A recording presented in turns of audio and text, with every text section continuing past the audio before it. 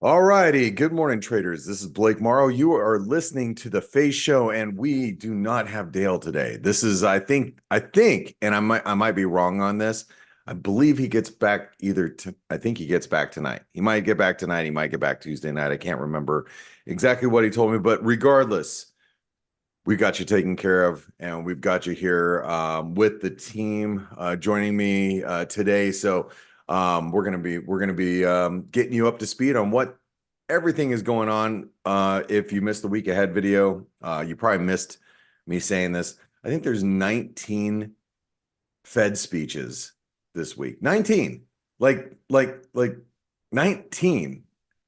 Today we have to navigate through four of them, which it doesn't seem like so bad. But then I think we get in a Tuesday and Wednesday and it gets a little silly. But yeah, there's a lot of Fed speak going on this week. But there's a lot of other things that are happening this week too. I mean, we have the RBNZ on Tuesday. I'm gonna bring in Ryan in just a few seconds regarding that because I know he's really focused on what's happening with the RBNZ this week. We have FOMC meeting minutes. Then we have CPI out of the US. We also have producer prices out of the US, but we also have UK GDP and we have Canadian employment. And on top of all of that, we have some, things stirring up in the Middle East, which has got crude extremely well bid. It's been on fire since last week. You can see equity markets. Let's just go over here and take a look at what's happening in equities. Equities are down a little bit this morning, but still the S&P is in breakout territory. We have not even, attempted to break back below 5680. And, 5680 has been that real key level of support that was held twice last week. And then, we're seeing a little bit of movement in the yen. Finally, it looks like the US dollar, Japanese yen is finding some resistance around the 149, 150 level. As most of you all know, I'm already starting to layer into US dollar, Japanese yen shorts or buying yen now because, I've been looking for a move to the 148 to 150 level, and we're basically there right now. So but there were some comments that happened overnight that we have Kman. He's back in town, so we'll talk to him and ask him what moved the markets, so to speak, last night. So let's start off with let's bring in Ryan. Ryan, good morning. How are you? Morning, mate. I'm good. How are you? I am good. I spent a lot of time out in this. We had record. I know it's hot everywhere. At least here in the United States, there's a lot of records going off. If you watched, if anybody was watching football, I happen to be watching Arizona Cardinals and the San Francisco 49ers, and they were talking about how it was 95 degrees in October in San Francisco at the game, and that's 100 degrees on the field. And I was at my son's soccer match on Saturday. It's 105 degrees. 105 degrees. That's, I think, for you guys, 41 roughly. Yeah, something like that. Yeah. It's freaking boiling over here, and it's October. It's the craziest thing in the world. So, yeah, I'm just trying to. I don't think we hit 20 degrees at my football match.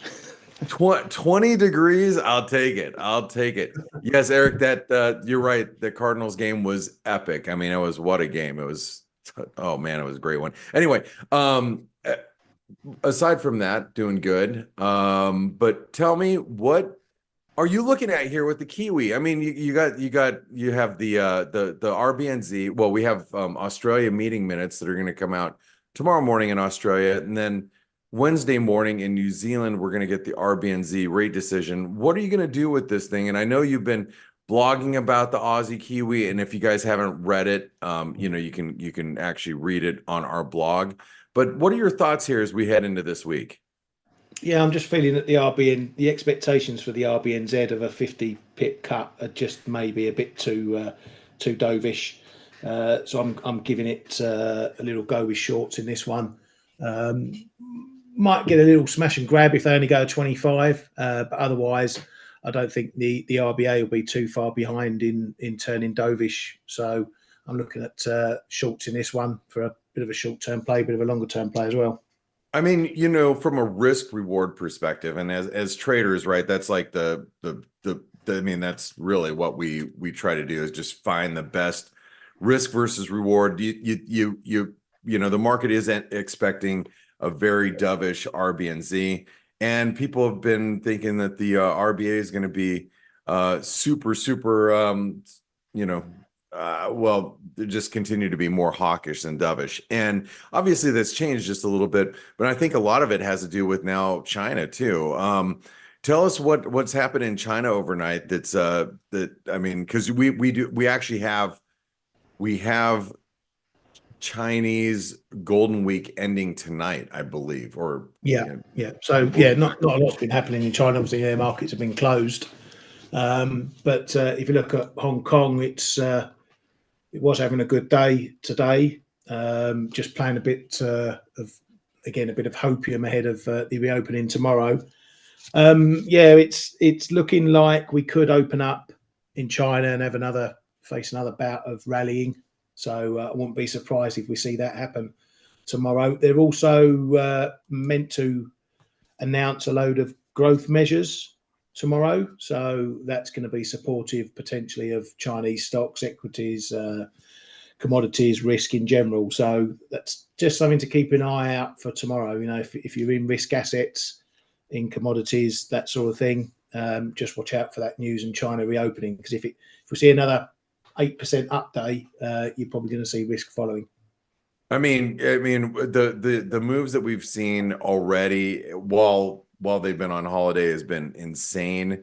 So could you imagine just tacking on another 8% rally onto some of these markets? It'd be pretty wild. So yeah, because I get the feeling there's a lot of people who obviously missed it and were too late to it, and now they want to chase it. So it's getting into that danger zone where you get all the latecomers jumping on the bandwagon. Right. No, I hear what you're saying. Well, we've seen some pretty big moves. Obviously, we've seen some pretty big moves overnight. And we're seeing the dollar actually pull back right now, not just against the yen, which I'll get some. Well, I mean, we can bring in Kman right now and see. And welcome back, K, by the way. Cheers, Blake. Hello, everybody.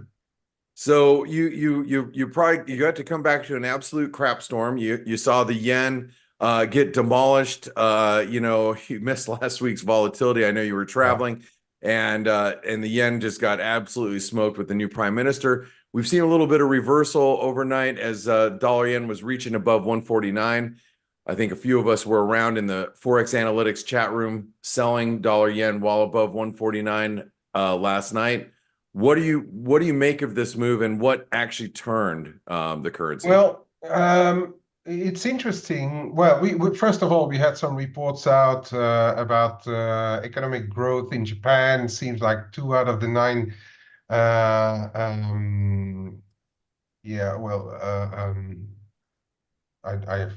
forgot my word, but anyway. They upped their economic outlook, but what was striking is that there are a few officials that came out, which were some branch managers, but then we also had Kato. We had the new FX guy Mimura coming out saying that they are already watching the price action. Somewhere it may hint that they don't really want the market to turn on what has been done over the past month, coming down from over 160 down to 140, and we did have this 9 big figure move from the lows, and it seems that they are already hinting at watching it extremely closely. So we may perhaps think that they don't want to get it. They don't want it to get over 150 again. So that pretty much curbed it, and then together with the rest of kind of like euro coming up, dollar Swiss coming down. It's also still a bit of a risk currency, right? So with the Middle East not going the right way, it may also have an effect. So yeah, we have to monitor it relatively closely. I think if we get another rally up to 149, 150 to see how vocal they will be, because there were a good few of them out. of course, after that move on Friday as well, after the US jobs report. So it seems that they do want to keep a very close grip or tighter grip on it, this new crew as well, and that has weighed on all things yen this morning. Yeah, and you can see it is, and thank you very much, Kman. You can see how it's at, got the euro yen kind of pushing some pretty key levels of resistance. Actually, if you just look around here at some of these yen pairs, you'll see that Yeah. 200 DMAs coming in.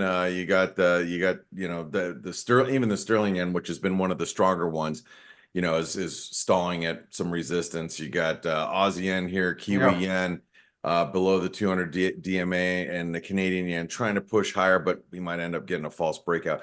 But it's not just the yen. We're actually seeing the dollar actually weaken as you have the euro that's trying to bounce after having a nice pullback and breaking 110. And I'll ask either Ryan or Kman, you guys have any feeling for the dollar index where we're at right now? I mean, we just came off this huge jobs report, which I think was a shocker for everybody out there. So I think there's like a few different thoughts about this. I hear a lot of people saying like, well, yeah, but any of those reports is revised negatively after a while. So sure, part of the market wants to look through it. On the other hand, you can't look besides the fact that the unemployment rate has come off, and even if you look at the second, third digits, we were very close to just printing 4%, not even 4.1%. So I do think until Thursday that against stuff like euro, perhaps sterling, in a way, we are going to find deep buyers in the dollar. That is how I look at it. I think the fact that we're back below 110 could be in the short term significant. We also saw German data not coming in the right way either this morning. The factory orders. So against selective currencies, I think we could see a few. The dollar still seeing some buyers on dips, and then we will wait for Thursday, because the market has been pricing out 50 BPs now, even thinking that there may be one pause or so somewhere in there, but that's the pendulum that swings right in the bond market. And get a weak print on Thursday, the same people will start to call for a 50 BP again. So I think we may see some dollar buying on dips to start the week, and then on Thursday, well, all bets off, or we betting more. And if you look at the yields, we're around 4%. 2/10s are flat. We may just stall here for a while, keep the bit tone on yields, but then Thursday it may be a completely different ball game again. yeah, as we were just saying, and here in the ForexAnalytix chat room, just if you guys don't get caught up on everything that's happened over the weekend, one of the things that you might notice in yields on the 10-year is we are up at the 127% extension of the last move lower.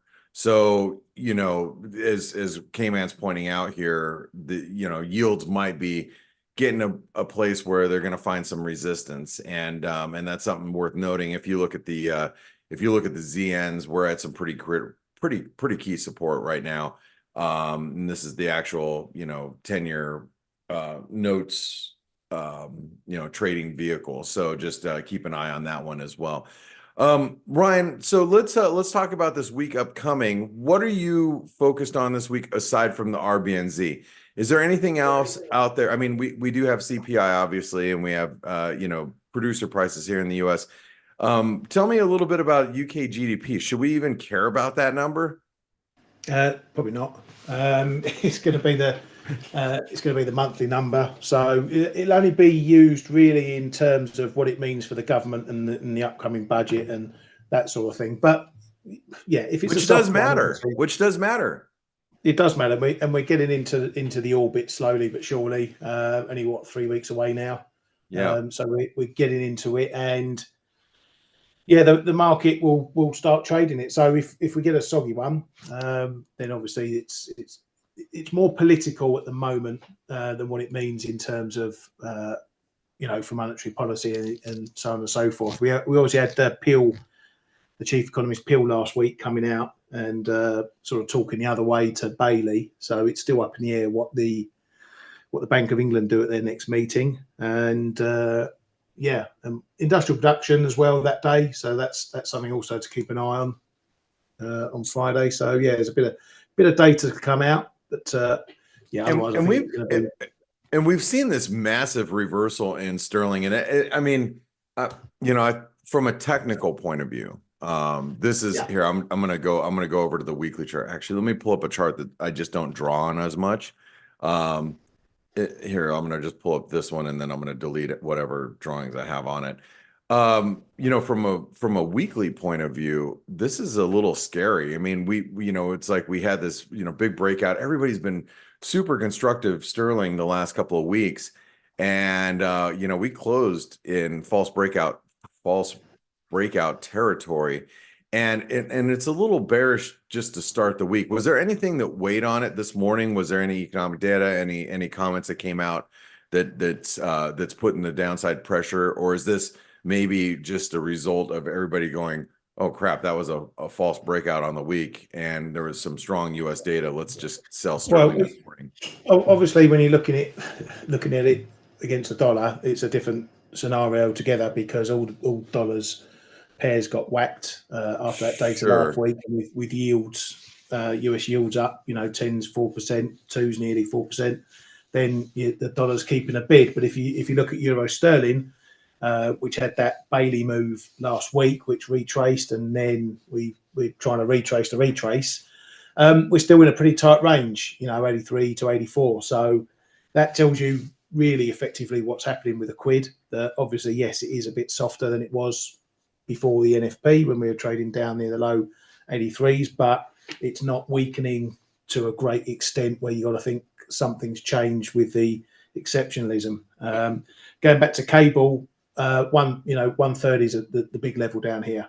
There's quite a big fib down there. I'll have a look because I can't remember which one it is. We got the 50 fib of the August move down there at 130.5, and then 130 we got the 38.2 fib of the wider move from April, if I'm not mistaken. Yeah. So, we've got a couple of big key levels here, 130.5 and then 130. And if we start breaking those, then maybe we're finally turning around this uptrend that we've seen. But as I say, a lot of that is more dollar-led rather than what's going on in the quid. So you mentioned earlier, the UK budget, is at the end of the month, and this GDP data might start factoring into the budget expectations. Overall, do you think that sterling should be sold going into into the UK budget? I know it's going to be real pivotal for a lot of sterling traders.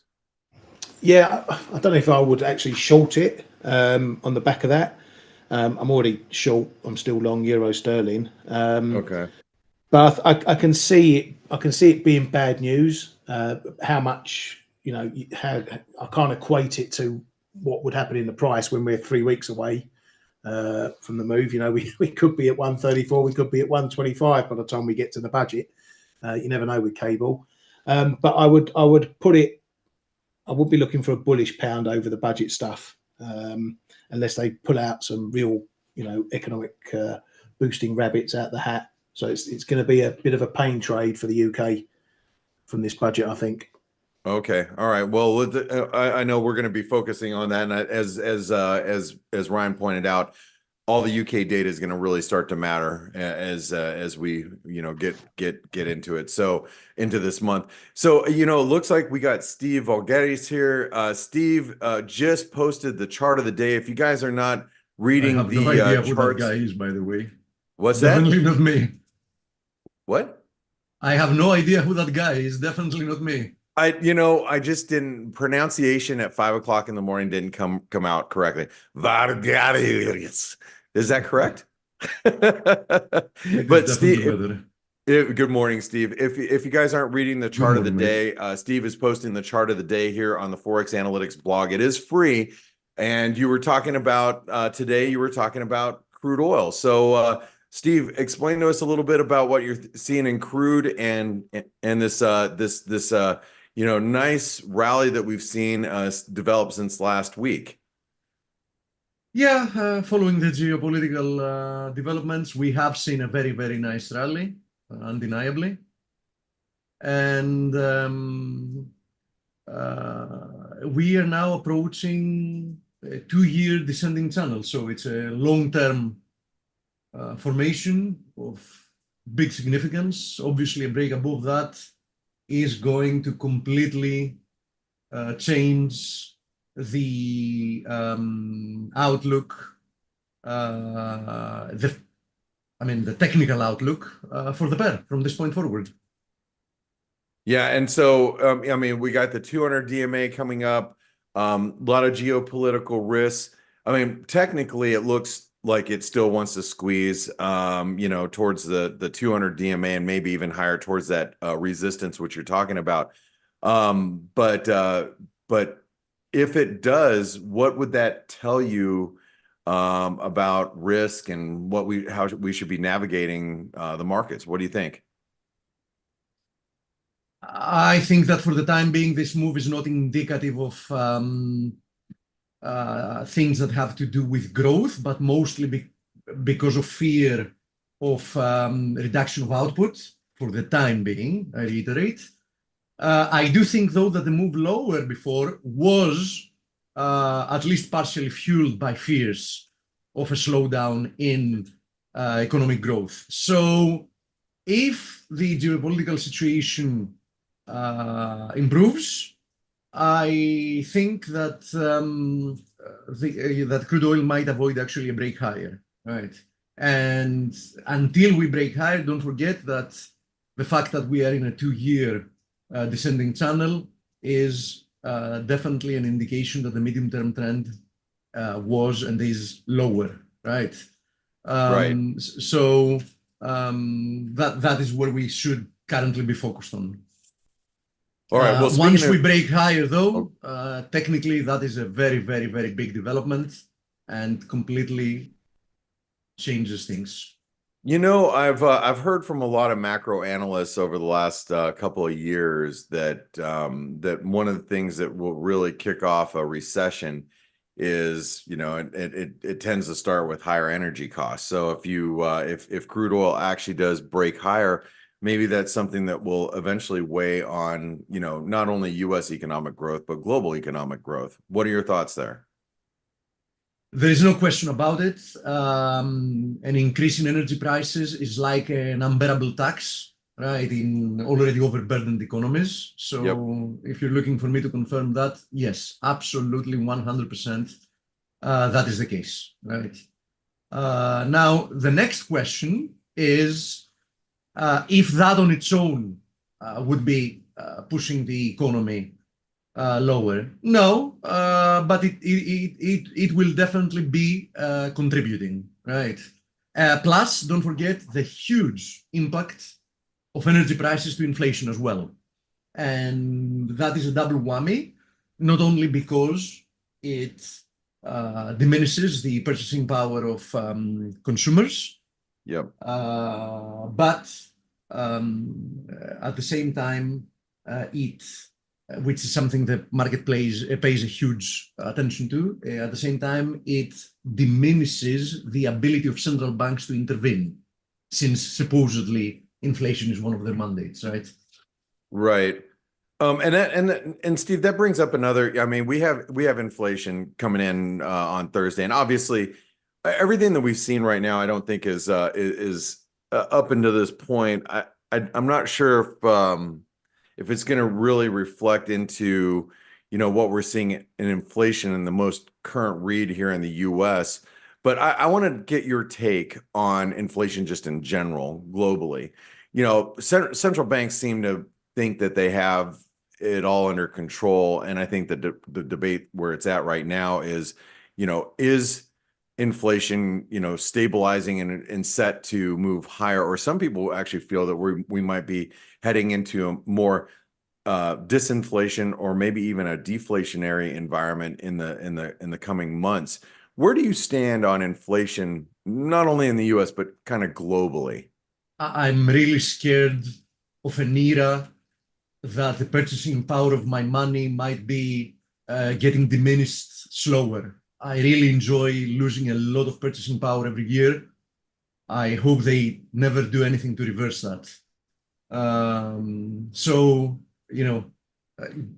God help us of not getting at a point that the value of our money stabilizes.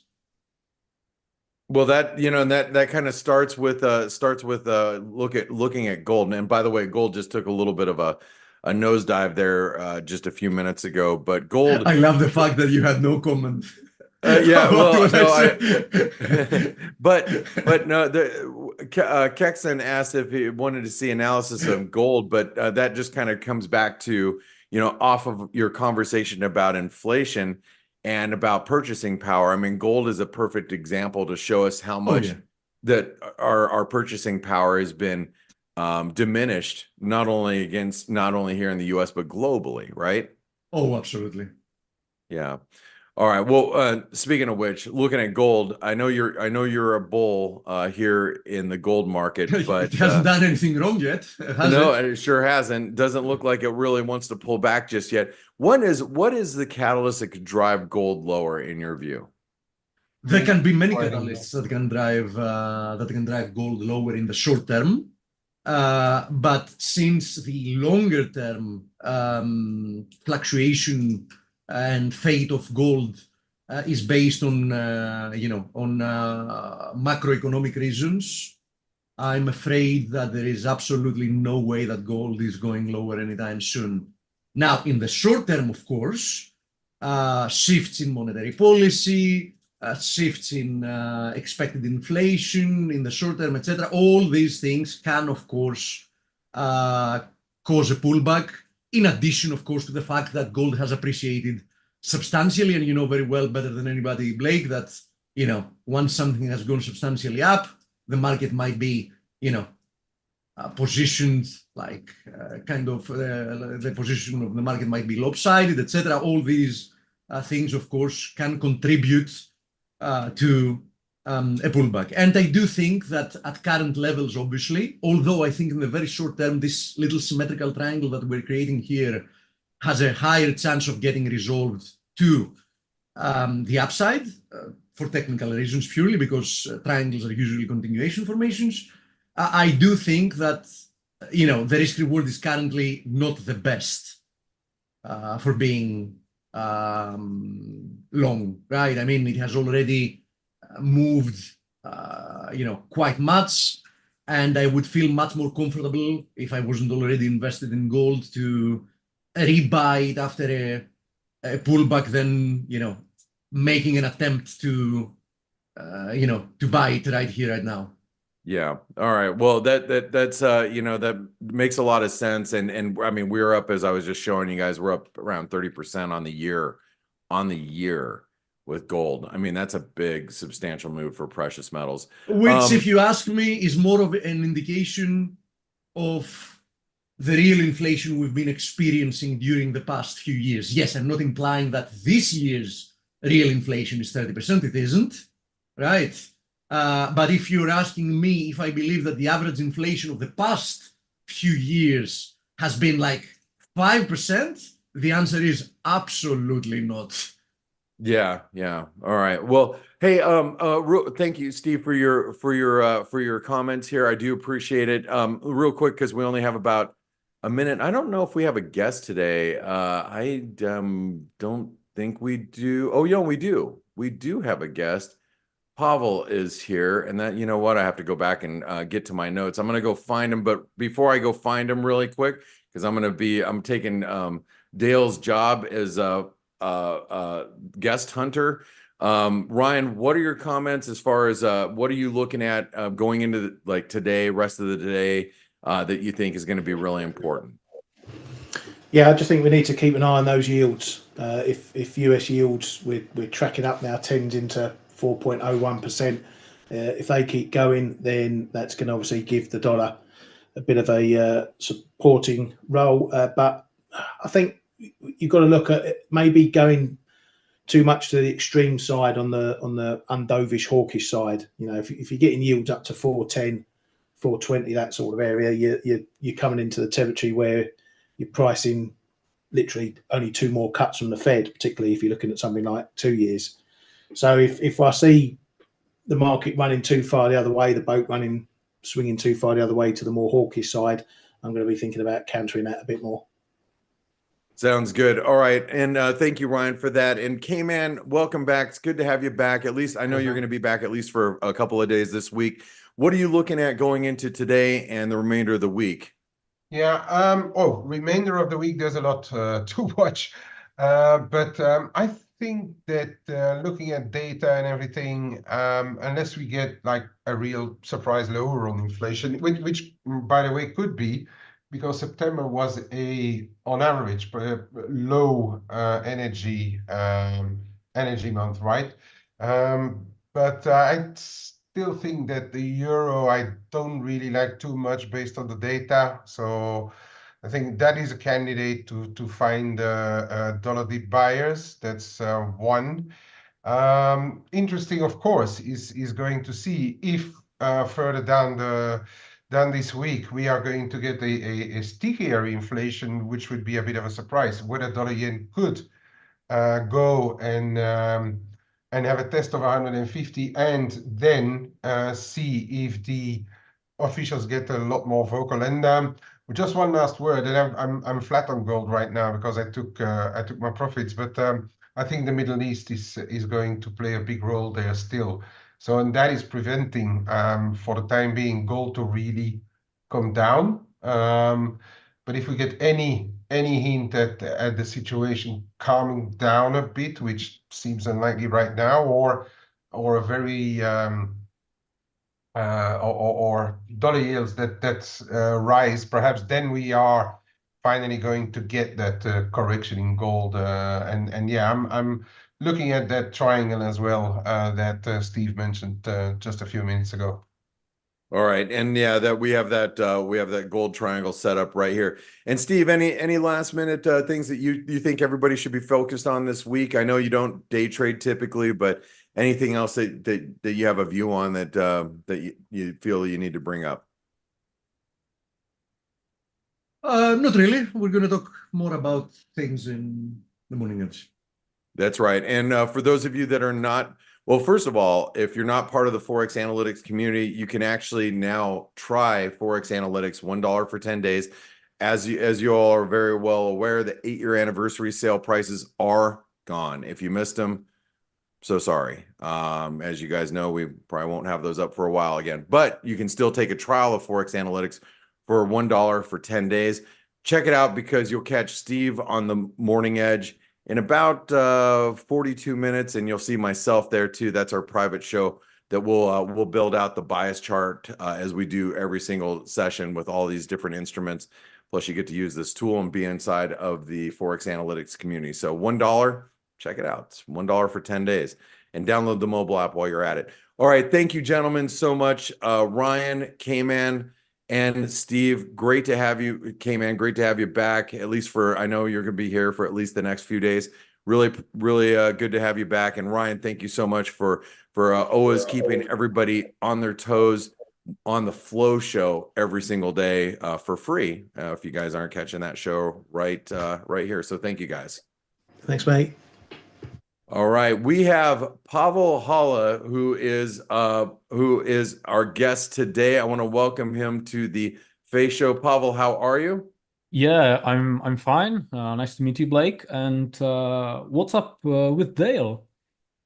He was traveling. He's actually in Chicago this week. He was visiting, well, actually the list last week.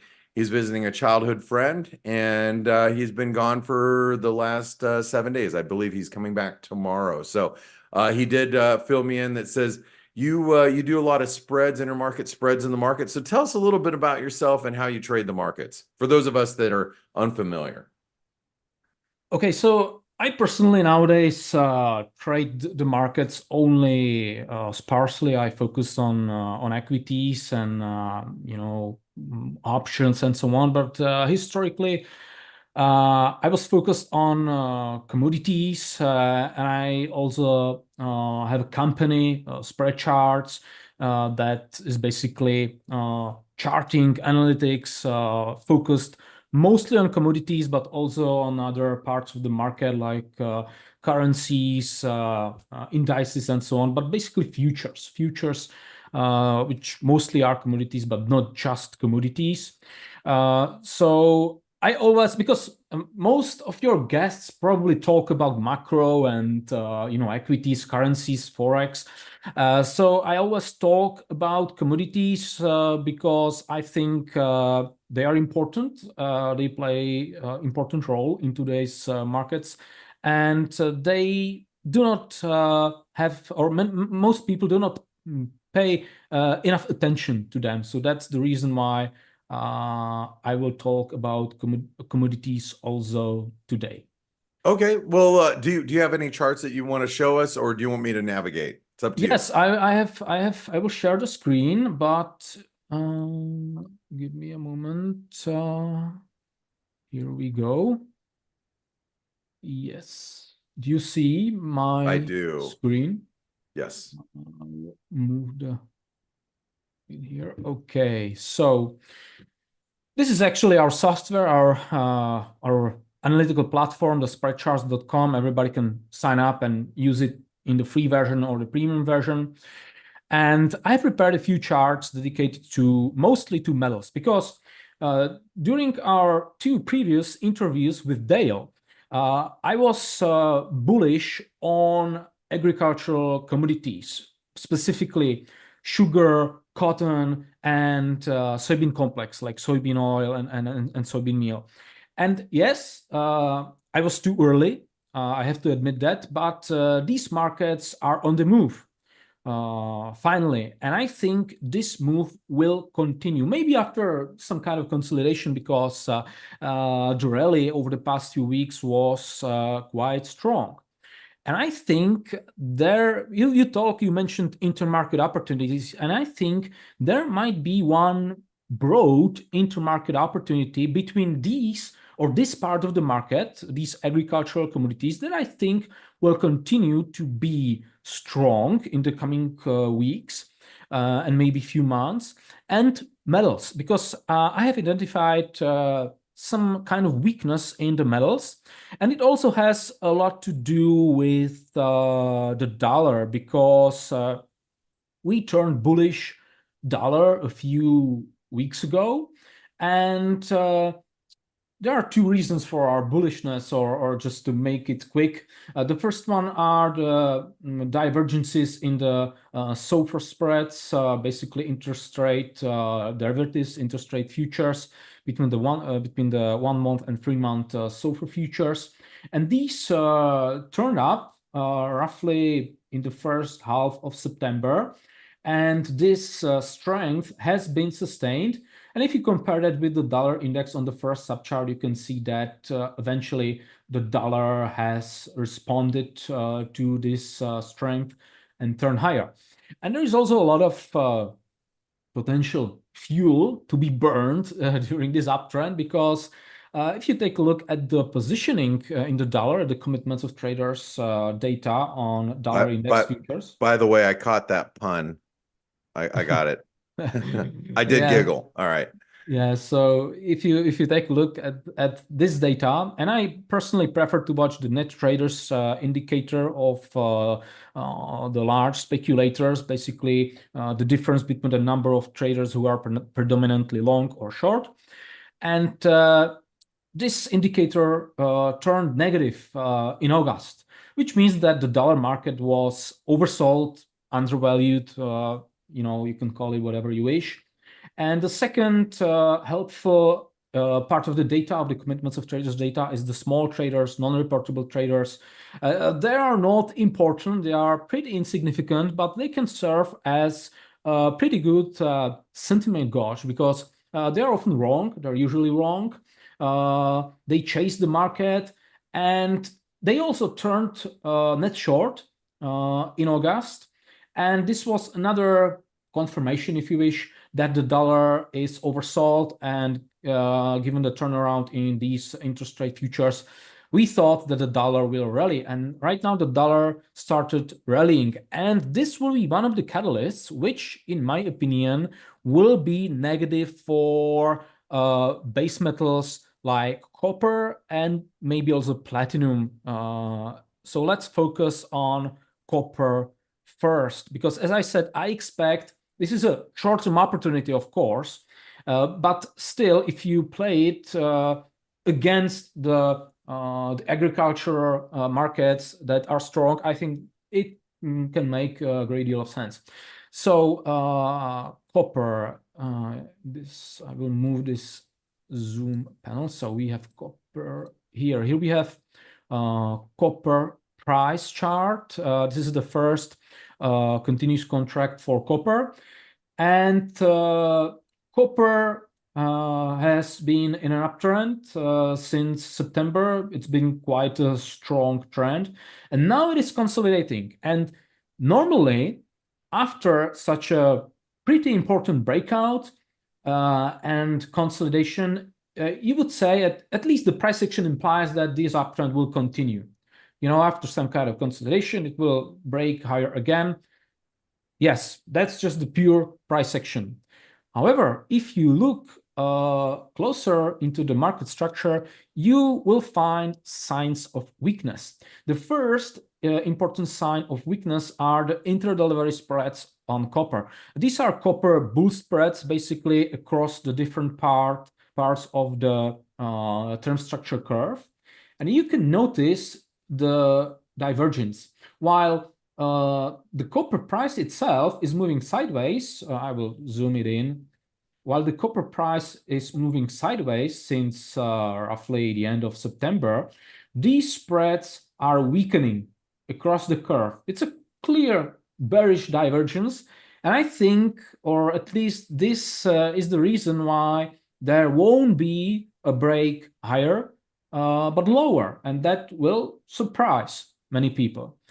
If you take a look at the positioning, once again, the commitments of traders data, it's not extreme. I wouldn't say that copper market is overbought, but it's also no longer oversold, especially when you take a look at the net traders indicator, the large speculators. I will close the net positions and focus just on this one. You can see that many large traders piled into copper in a rather short amount of time. I can also zoom out. And yes, there might be some fuel left, but I think it's natural for the market to correct at this point, which means that the price will most likely move lower. So that's another confirmation. Can I ask a question at this point? Sure. I mean, because copper price is obviously one of the big catalysts of this move has been the stimulus measures by China. So do you even?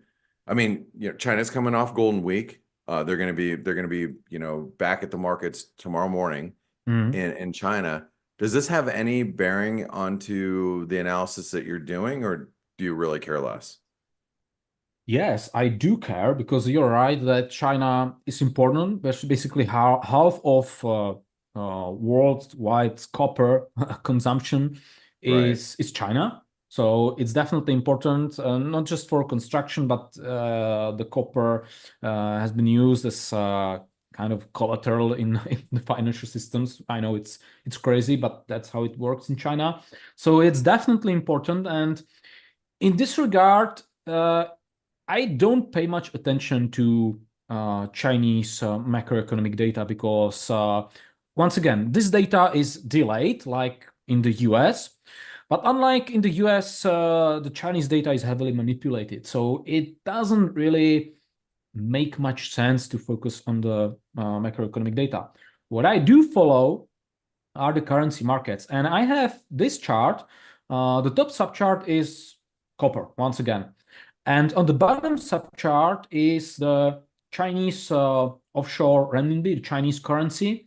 It is actually inverted price of USD CNH, which means that when the curve goes up, the Chinese currency is strengthening.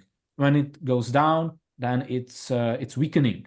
And I think that's pretty clear. And it's been historically well correlated with the copper price. When I zoom out, you can clearly see how the copper followed the Chinese yuan, or vice versa, if you wish. So let's zoom in again. And you can see the strength in the Chinese currency since July, which was, by the way, one of the most important catalysts that pushed copper higher, that started this uptrend in copper. And by the way, we were bullish copper back then, and this was the main reason for our bullishness. But if you take a look at the recent price action, you can notice this sharp nosedive in Chinese currency. And that is, by the way, the third confirmation that copper prices will move lower. And I know that there's been a strong stimulus, but this is I think, the most relevant data for copper. And remember that the CCP will be eventually forced to make some kind of devaluation of the yuan. And I think the market is discounting that because the logic, in my opinion, is that whenever the Chinese economy was really strong, I mean, fundamentally strong, focused on the periods when it was fundamentally strong, then the Chinese yuan strengthened. There was no need for any action from CCP to do additional stimulus or weaken the yuan. So during these times of strong yuan, these were periods of inherent strength on the Chinese economy, and that inevitably translated into strong copper prices. However, the weakness in the Chinese currency was just a manifestation of the weakness in the Chinese economy. If the Chinese economy was strong, there would be no need to stimulate or devalue the yuan. So for me, the recent stimulus was just a sign of weakness, of desperation, and that will weigh on copper prices at least in the short term, and the data proves this. All right, awesome. Yeah, that's great. Paul, so what else? What would you say moving forward? You bring up all these different commodities. Which one's like the one that you think traders need to be focused on right now? Like, what's the best trade setup that you're seeing in your view? Well, basically, I would focus on commodities that benefit from rising rates, because we are currently in a rising rates environment. I have this chart of, I call it rate sensitive proxies, because here on the subchart is just the inverted price of 10-year treasury futures. So you can imagine this to be 10-year treasury yield. Of course, the values are doesn't make sense, but the curve corresponds roughly to 10-year treasury yield. Below, I have the copper gold ratio, another rate sensitive proxy, and on the bottom subchart, I have the Brent crude oil to gold ratio. All of them are rate sensitive proxies, and both these charts have already turned up. So I would focus on commodities that benefit from rising rates. I still think this is just a counter-trend rally, that the rates will eventually move even lower. But for the time being, in the coming weeks, maybe a few months, but most likely several weeks, the rates will probably continue to move up. So I would focus on commodities that can benefit from this. And these commodities can be energy and also agricultural commodities. I mentioned cotton, soybean complex, sugar. The only problem was I was really bullish about these commodities last time. It was 3 months ago when I talked with Dale about them. as I said at the beginning, they have rallied hard and they are overbought in the short term. So they can be some kind of correction, consolidation, whatever. But if I have to focus on anything, it would be agricultural commodities. And we also have signals in our app. These signals are not human-made. They are produced by complex machine learning model, deep machine learning model, AI, if you wish. And if you look at these signals, you can see that there are many long signals on agricultural commodities like grains, soybean complex, and you know these commodities. So I would focus on grains. You have canola here, wheat, soybeans. So this is the part of the market I would try to go long, and I would short the metals against these long positions if I have to pick a position, because as I said, these agricultural commodities are maybe slightly overbought in the very short term. All right. Well, I appreciate your answer on that. So, Pavel, tell traders what's the easiest way to follow you and follow your work and more information about spread trades or spread charts, excuse me. No problem. So you can go to open our homepage. You can go to our website, spreadcharts.com. You can also sign up for our software. We have the free version of the app, but also the premium version with some additional features and also research and this access to these machine learning generated signals. We also have we are also active on Twitter or X, if you wish. Our Twitter handle is spreadcharts.com. So you can follow us. There, and maybe you will find our insights valuable, or you will use our software in your analytics. So in our analysis. So that's how you can find more about our software and our company in general. Great. Well, thank you very much for spending your time with our F.A.C.E community. I do appreciate it. And folks, make sure you check out spreadcharts.com when you get a chance. And Pavel, thank you very much for making your way over here to the F.A.C.E show first thing this week. And we do appreciate your insights. It was really refreshing to hear and see your technical viewpoints of the markets. Yeah, thank you for having me. My pleasure. All right, traders. Well, my name is Blake Morrow with the F.A.C.E show. I don't know if Dale's coming back tonight or tomorrow night, but don't worry, be back here on the F.A.C.E show tomorrow. We'll have you covered no matter what. So thank you all for being here with us. Pavel, thanks again for being our guest, and we'll catch you guys tomorrow morning on the F.A.C.E show. For those of you that are ForexAnalytix subscribers, we'll see you on the Morning Edge in approximately 23 minutes. Talk to you all then. Thank you very much. Good luck today. Goodbye. Bye.